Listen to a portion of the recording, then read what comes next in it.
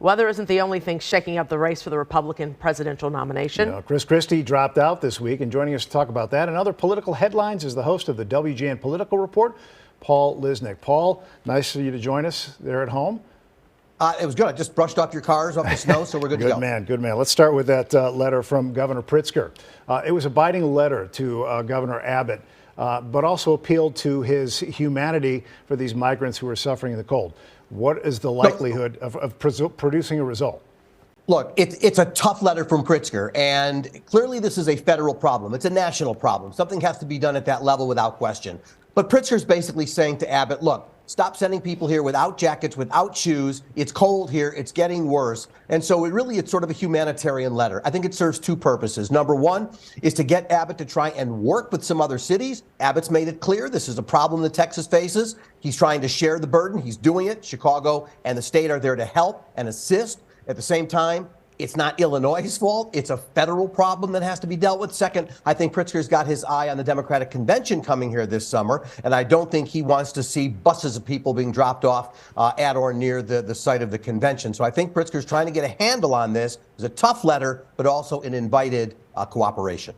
Paul, the Iowa caucus is starting next week, the first big vote in this election season. Donald Trump canceling 3 out of 4 of his rallies. I think he's doing most of them virtually. Nikki Haley, Ron DeSantis canceling. And now Donald Trump is thinking right now this weather, which is bad, is in his favor.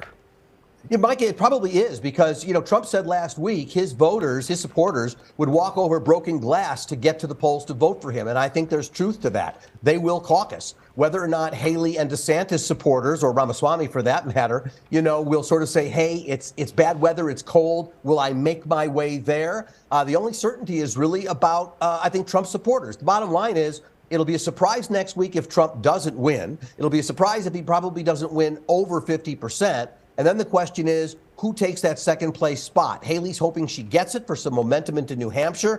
DeSantis hope he gets it because he may just fade out of this race if he does not do well, even though, by the way, he is going right after the Iowa caucus, not to New Hampshire, but to South Carolina, a way to send Nikki Haley a message and basically to say he's in this for a while. But then again, Chris Christie wasn't dropping out either until he did. Yeah, what effect is Chris Christie dropping out? He may even join as an independent. There's talk. I don't think he's going to do that. No. Chris Christie has made it clear his goal is to make sure Donald Trump doesn't win, and getting in as an independent serves no purpose really other than to hurt Joe Biden. So I think Chris Christie's probably still looking for the way for him to assist. He wasn't going to be playing in Iowa anyway, so why he dropped out at that particular moment is unknown, but more likely than not is to give a bit of a boost perhaps to Haley to try and put somebody within striking distance of Trump's numbers, but she's not there. Secretary of Defense Lloyd Austin not telling the president about transferring power while he was getting treatment in the hospital for prostate cancer here. How do you see this affecting his job, his credibility, and the ensuing protocols?